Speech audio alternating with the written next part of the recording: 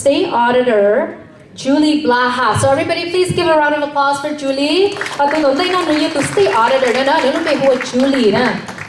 Thank you. I am so glad to be here today.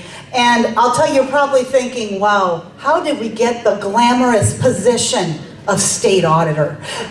Many of you may not quite have not heard of our position very often. We watch over just under $40 billion of local government spending. We want to make sure that the decisions you make in your community actually turn into the progress that you intended. But one of the great reasons to have me up here is because I was the top vote getter. I was the record-setting, highest vote-getting auditor in Minnesota history. And most of you have no idea who I am. And so what does that say? What does that say about who we are? They weren't necessarily looking at the ballot and saying, I'm voting for Julie Blaha.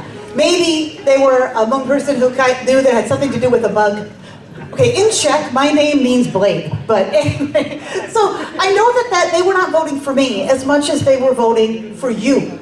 They were voting for me because they knew I was associated with people like you. They knew that if I was with you, I stood for our kids and making sure they get the education they deserve. Because I'm with you, they know that I stand for making sure every Minnesotan has the opportunity they deserve at every level. That's why we did that.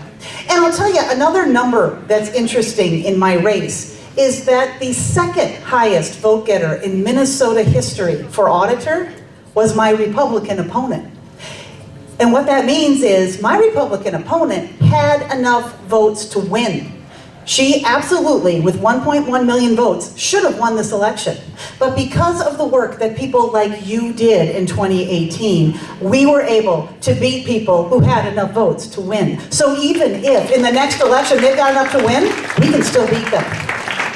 And you're going to do it just the way you did it tonight. As I was walking around and saying hi to people, I noticed that, well, just raise your hand. How many of you are here because a relative brought you here in some capacity tonight?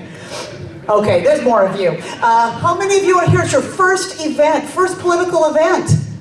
I know this. Let's hear it for everyone who has come out to their first political event for this.